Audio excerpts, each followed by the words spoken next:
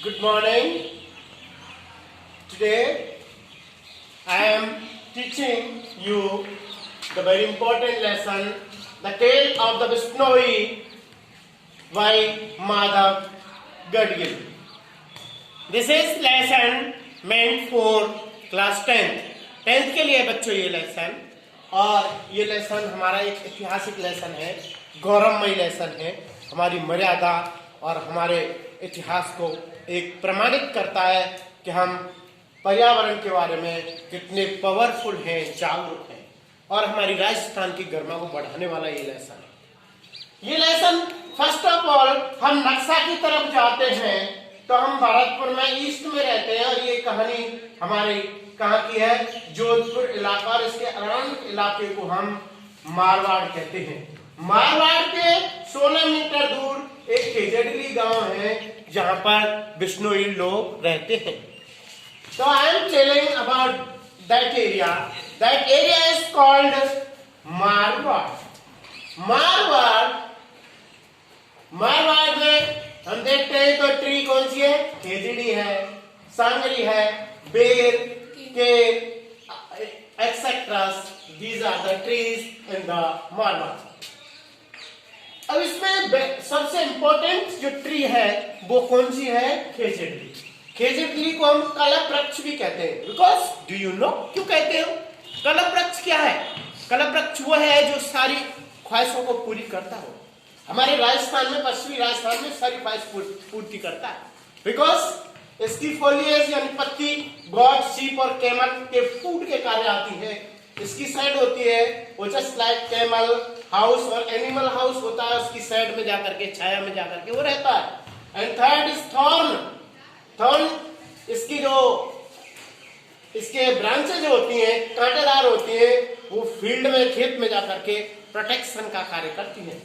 इसलिए ये जो यहाँ का खेजड़ली है इसको कलप वृक्ष कहा जाता है। यहाँ एनिमल कौन कौन से? एंटीलॉप्स है, ब्लैक बुल है, चिंकारा है, नीलगाय या नीलगिरी है। इस इलाके में ये एनिमल्स रहते थे पहले, और अब भी है। और यहाँ पहले शासन हुआ करता था भीलों का। और इस इलाके में शासन भीलों का था, लेकिन क्या हुआ कि कुछ टाइम को चलते हुए यहाँ पर एक राठौड़ जो लोग हैं, मारवाड़ राजधानी स्थापित की। उसके पीछे कारण क्या था कि वो आक्रांता कुछ आए, और कहां से? वेस्ट एंड सेंट्रल एशिया से एंट्री किया। And there were lot of crowd over this land. यह हो गया।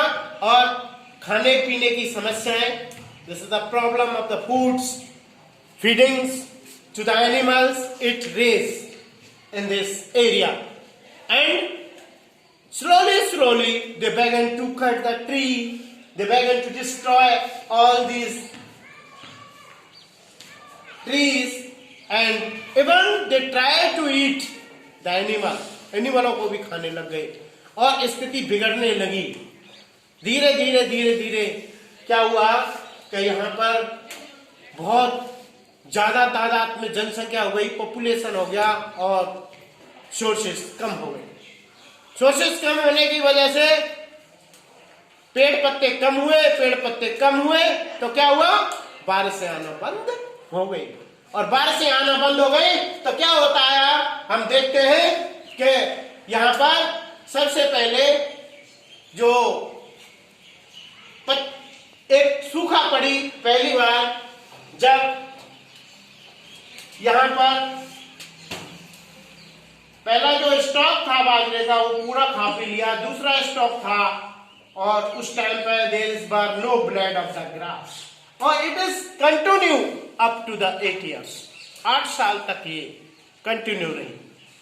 लेकिन जब 25 साल के हो चुके थे, कौन? जम्बाजी। आपको जम्बाजी के बारे में बताते हैं कि जब जोधा जी का 1451 के अंदर शासन जोधा का था, उस टाइम जम्बाजी पैदा हुए, और उनकी माता का नाम हंसा देवी था, और पिता का नाम ठाकुर लोहक थे। अब 25 साल के हुए, उस टाइम इन्होंने देखा कि सूखा की स्थिति इतनी भयावह हो गई है। और दूसरी साल कुछ भी नहीं रहा तो तीसरी साल सूखा, चौथी साल, पांचवी साल, छठवीं साल, सातवीं और आठवीं साल तक सूखा। इतनी सूखा कर लोगों में मरी फैल गई, पशु मरने लगे और स्थिति बहुत भयावह होने लगी। द पीपल एट द बेर फ्लोर, बेरों का गुठलियों को ड्राई कर करके उसका वो बनाया क्या, आटा, और आटा बना करके रोटी बना करके वो भी खाई, छालों की रोटी खाई, और इस तरह से पेटों को इनको ट्रीज को काटा, एनिमल्स को काटा, मनुष्य भी सरवाइव नहीं होने लगा, और इस तरह से लोगों की हालत खराब हुई और मूव करने लगे बहुत ज्यादा तादाद में। मूव करते करते क्या होता है, बहुत सारे रास्ते में मरने लगे, एनिमल मरने लगे, मनुष्य मरने लगे, और क्या हुआ, ऐसी स्थिति भयावह देख करके दो चार परिवार जो धनाढ्य परिवार होते थे, जैसे कि किसका परिवार था,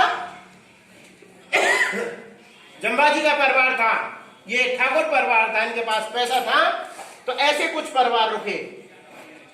अब सन 1700 में क्या होता है, जब 34 साल के हो जाते हैं तो अपने जंबाजी के एक विजन आता है। विजन माने सपना साकार करने का एक ऐसी सोच आती है, जैसे विजन 2020 एपीजे अब्दुल कलाम का ना, ऐसे ही उन्होंने सोचा कि क्यों नहीं ये लाइफ स्टाइल है जिसमें इंटॉक्सिकेशंस कर रहे हैं लोग, गलत कार्य कर रहे हैं, इससे हटके एक जिंदगी जी जाए। उन्होंने एक सिद्धांत बनाया, एक धर्म बनाया, और उसमें 29 प्रिंसिपल्स बनाए, सिद्धांत बनाए। विश का मतलब 9 प्रिंसिपल्स बनाए, और इनको 29 प्रिंसिपल्स को फॉलोअर्स और कॉल्ड विश्नोई। वो क्या कहलाने लगे, विश्नोई कहलाने लगे। और अब इनको मानने वाले विश्नोई आज इनके मेजर प्रिंसिपल थे कि न तो पेड़ काटेंगे, neither cut the tree nor kill the animal. ये मेजर 2 कमांडमेंट थे, न तो पेड़ काटना और न ही किसी जानवर को मारना। अब क्या होता है, ऐसे करते करते ये जमाना परिवर्तित हो गया और इतना फ्लोरिश हो गया, एक स्वर्ग के समान यहाँ दोबारा से स्थापना हो गई। अच्छी तरह से पेड़ हो गए, फर्टिलिटी बढ़ गई, बारिश होने लगी। यहाँ जो अपने एनिमल्स थे ना, ब्लैक वॉल, चिंकारा, नीलगिरी, ये दोबारा हो गए।